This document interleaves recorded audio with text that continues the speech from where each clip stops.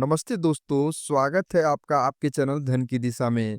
दोस्तों, आप में से काफ़ी लोग शेयर मार्केट में अपना पैसा लगा रहे हैं और काफ़ी लोग इन्वेस्टमेंट करने की सोच रहे हैं। लेकिन दोस्तों, क्या आपने कभी किसी कंपनी के फंडामेंटल्स को जानने की कोशिश की है? दोस्तों, किसी भी कंपनी में निवेश करते समय हमें उसके फंडामेंटल्स को समझना बहुत ज़रूरी होता है, ताकि आपका पैसा सुरक्षित रहे और आपको अच्छा रिटर्न भी मिले। आज हम उन्हीं इम्पोर्टेंट पैरामीटर्स की बात करेंगे जो निवेश करने से पहले हमें जान लेना चाहिए। तो दोस्तों, बिना देरी किए चलिए शुरू करते हैं। दोस्तों, इसमें हम पहले बात करते हैं मार्केट कैप यानी मार्केट कैपिटलाइजेशन की। दोस्तों, मार्केट कैप का मतलब होता है किसी कंपनी की कुल बाजार में कीमत या उसका ओवरऑल साइज। मार्केट कैप से हमें ये पता चलता है कि कंपनी कितनी बड़ी और कितनी छोटी है या उसकी टोटल मार्केट में वैल्यू कितना है। दोस्तों, जो इसका फॉर्मूला होता है market cap equal to share की current price into total issued share. मतलब दोस्तों, अगर किसी भी कंपनी का आपको मार्केट कैप निकालना है तो उसकी अभी जो शेयर की जो करंट प्राइस चल रही है मार्केट में वो इनटू जो उसने उसको कंपनी ने कितना टोटल शेयर इशूड किए हैं उससे अगर हम मल्टीप्लाई यानी गुना कर देंगे तो दोस्तों मार्केट कैप हमें मिल जाएगा। दोस्तों, एक उदाहरण के तौर पे हमें समझते हैं। मान लीजिए एक कंपनी के पास 50 करोड़ शेयर हैं और हर शेयर की प्राइस जो है 200 रुपए है। तो दोस्तों, इसका जो मार्केट कैप होगा 200 गुने 50 करोड़ यानी 10,000 करोड़। दोस्तों, इसी में हम अगला एग्जांपल लेते हैं पेटीएम का। दोस्तों, अगर अभी पेटीएम का करंट शेयर प्राइस देखिएगा तो 900 रुपए के एक प्रॉक्स चल रहा है। दोस्तों, जो पेटीएम का टोटल इशूड शेयर है वो 63 करोड़ 62,57,711 है। दोस्तों, अगर हम टोटल इशूड शेयर और करंट शेयर प्राइस को मल्टीप्लाई कर दें तो दोस्तों जो पेटीएम का मार्केट कैप निकल के आता है वो 57,263 करोड़ के अप्रॉक्स निकल के आता है। दोस्तों, हम मार्केट कैप के हिसाब से ही हम लार्ज कैप, मीडियम कैप और स्मॉल कैप की इंडेक्सिंग करते हैं। दोस्तों, जो लार्ज कैप स्टॉक होते हैं ज्यादातर सुरक्षित माने जाते हैं as compare to mid cap और स्मॉल कैप स्टॉक्स। दोस्तों, अब इस वीडियो हम आगे हम लोग बात करते हैं पी रेशियो की यानी प्राइस टू अर्निंग रेशियो की। दोस्तों, पी रेशियो दिखाता है कि निवेशक कंपनी की कमाई के लिए कितना पैसा देने को तैयार है। दोस्तों, इसको निकाला जो जाता है प्राइस टू अर्निंग रेशियो यानी पी रेशियो को निकालने के लिए शेयर की कीमत यानी जो करंट शेयर प्राइस है उसको डिवाइड कर देते हैं प्रति शेयर कमाई यानी अर्निंग पर शेयर से। दोस्तों, उदाहरण के लिए अगर किसी कंपनी का शेयर 500 का है और उसका अर्निंग पर शेयर 50 है तो जो पी रेशियो निकलेगा 500 डिवाइडेड बाई 50 यानी 10 निकलेगा। दोस्तों दोस्तों अब एक और एग्जांपल लेते हैं हम पेटीएम का। दोस्तों, अभी जो पेटीएम का जो अभी करंट प्राइस चल रहा है और 900 रुपए के पफ चल रहा है और जो दोस्तों उसका ईपीएस है -10.68 है। आगे चल के मैं आपको ये भी बताऊंगा कि ईपीएस भी कैसे निकालते हैं, बट अभी के लिए यहाँ पे आप ईपीएस इसका -10.68 है। तो जो दोस्तों इसका जो आप पी रेशियो निकलेगा वो -84 के अप्रॉक्स जो निकलेगा। दोस्तों, जब किसी भी कंपनी का हाई पी रेशियो होता है तो इसका मतलब ये होता है कि जो इन्वेस्टर हैं कंपनी के इन्वेस्टर जो है ग्रोथ की ज्यादा उम्मीद कर रहे हैं। अगर दोस्तों किसी कंपनी का लो जब पी रेशियो है तो ये भी हो सकता है कि जो कंपनी है अंडर वैल्यूड है। लेकिन दोस्तों, अगर किसी कंपनी का जो है निगेटिव पी रेशियो है इसका मतलब ये है कि वो कंपनी जो है दोस्तों अभी घाटे में चल रही है। दोस्तों, अब हम आगे बात करते हैं पीबी रेशियो यानी प्राइस टू बुक रेशियो के बारे में। दोस्तों, पीबी रेशियो एक ऐसा मापदंड है जो कंपनी की मार्केट वैल्यू और उसकी बुक वैल्यू के बीच का अंतर दिखाता है। ये बताता है कि निवेशक कंपनी की 1 रुपए बुक वैल्यू के बदले कितना पैसा देने को तैयार है। दोस्तों, जो इसका फॉर्मूला होता है PB ratio equal to share की कीमत डिवाइडेड बाई प्रति शेयर बुक वैल्यू।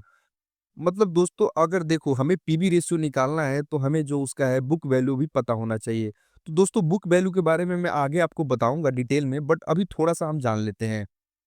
दोस्तों, जो बुक वैल्यू होता है कंपनी की कुल संपत्तियों और कुल देनदारियों के बीच का डिफरेंस। मतलब दोस्तों, जो बुक वैल्यू होता है कंपनी के पास अभी टोटल कितने एसेट्स हैं और उसमें से कितने उसने डेट लिए हुए हैं। अगर दोनों को हम डिफरेंस कर दें तो दोस्तों उसका जो है बुक वैल्यू निकल के आता है।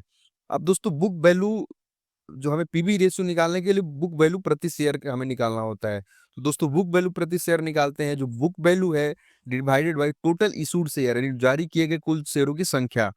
तो उससे हमें बुक वैल्यू प्रति शेयर निकल के आता है। अब दोस्तों, एक एग्जांपल लेते हैं हम।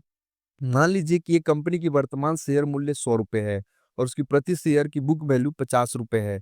तो उसका जो पीबी रेशियो निकल के आएगा वो ₹2 है, 2 निकल के आएगा। इसका मतलब ये है दोस्तों कि निवेशक ₹1 की बुक वैल्यू के लिए ₹2 का भुगतान करने के लिए रेडी हैं। इसका मतलब ये है दोस्तों कि जो है वो शेयर जो है 2x टाइम भी ट्रेड कर रहा है। एक और एग्जांपल लेते हैं दोस्तों पेटीएम का। अब यहाँ पे पेटीएम का दोस्तों जो अभी करंट प्राइस है वो ₹900 के करीब है और जो उसका पर शेयर बुक वैल्यू जो निकल के आता है दोस्तों वो 228.23 है।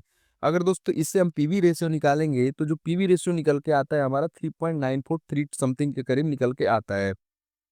इसका मतलब ये है दोस्तों कि जो है शेयर जो है 3.94 टाइम्स जो है वो एक्स्ट्रा पे ट्रेड कर रहा है। यानी जो इसकी ओरिजिनल प्राइस वैल्यू होनी चाहिए थी, इसे 3.94 टाइम्स ये एक्स्ट्रा पे ये ट्रेड कर रहा है। इसका मतलब ये हुआ दोस्तों अब इसके की जो पीबी रेशियो यानी प्राइस टू बुक रेशियो होता है, इसका कुछ हम मुख्य बातें जान लेते हैं। दोस्तों अगर किसी भी स्टॉक्स का हाई पीबी रेशियो है, तो उसका जो पॉजिटिव यानी सकारात्मक पहलू ये हो सकता है, ये दर्शाता है कि कंपनी के बाजार में जो ब्रांड वैल्यू अच्छी है। दूसरा ये भी है दोस्तों कि निवेशकों को उम्मीद है कि कंपनी भविष्य में तेजी से ग्रोथ करेगी। और जो दोस्तों हाई पीबी रेशियो का नेगेटिव पहलू ये है कि यदि पीबी रेशियो बहुत ज़्यादा है तो इसका मतलब ये हो सकता है कि कंपनी बहुत ज़्यादा ओवर वैल्यूड है। दोस्तों इसका जो लो पीवी रेशियो का इसके 2 सकारात्मक और नकारात्मक पहलू के बारे में बात कर लेते हैं। दोस्तों सकारात्मक पहलू ये हो सकता है कि कंपनी की बुक वैल्यू के मुकाबले उसका शेयर बहुत सस्ता है और ऐसी कंपनी जो होता है दोस्तों वो अक्सर अंडर वैल्यू हो सकता है। दोस्तों जो इसके नकारात्मक पहलू है ये हो सकता है कि कंपनी की वित्तीय स्थिति यानी फाइनेंशियल हेल्थ जो है अच्छा ना हो। तो ये है दोस्तों नकारात्मक और सकारात्मक पहलू हाई पीवी और लो पीवी रेशियो के। दोस्तों अब आगे बात करते हैं आरओई यानी रिटर्न ऑन इक्विटी। दोस्तों आरओई से पता चलता है कि कंपनी अपने निवेशकों की पूंजी से कितना मुनाफा कमा रही है। इसको निकालने का जो दोस्तों फॉर्मूला होता है आरओई डिवाइड इक्वल टू शुद्ध लाभ डिवाइडेड बाई शेयर धारकों की इक्विटी। उदाहरण के लिए दोस्तों अगर किसी कंपनी का शुद्ध लाभ 20 करोड़ है और उसके शेयर धारकों की इक्विटी 100 करोड़ है, तो जो आरओई निकलेगा 20 डिवाइडेड बाई 100 इंटू 100। मतलब ये जो 100 लगाए हैं दोस्तों ऑब्वियसली परसेंटेज निकालने के लिए हमने लगाया है। और शुद्ध शुद्ध लाभ का मतलब है दोस्तों प्रॉफिट आफ्टर टैक्स यहाँ पे। अगर दोस्तों किसी भी कंपनी का हाई आरओई है तो उस कंपनी अच्छा प्रदर्शन कर रही है ये हम मानते हैं। दोस्तों इसका कोई नेगेटिव आरओई है तो कंपनी जो है दोस्तों वो घाटे में चल रही है। दोस्तों अब आगे बात करते हैं ईपीएस यानी अर्निंग पर शेयर की। दोस्तों ईपीएस दिखाता है कि कंपनी ने हर शेयर से कितना मुनाफा कमाया है। दोस्तों ईपीएस का जो फॉर्मूला होता है ईपीएस इक्वल टू शुद्ध लाभ डिवाइडेड बाई कुल जारी शेयर्स मतलब profit after tax divided by total issued share. उदाहरण के लिए दोस्तों अगर किसी कंपनी का शुद्ध लाभ 50 करोड़ है और उसकी 5 करोड़ शेयर है तो जो दोस्तों ईपीएस होगा 50 करोड़ डिवाइडेड बाई 5 करोड़ यानी 10 रुपीज के दोस्तों आएगा। हाई ईपीएस दोस्तों होता है जो ये कंपनी की आय जो है अच्छी है दोस्तों।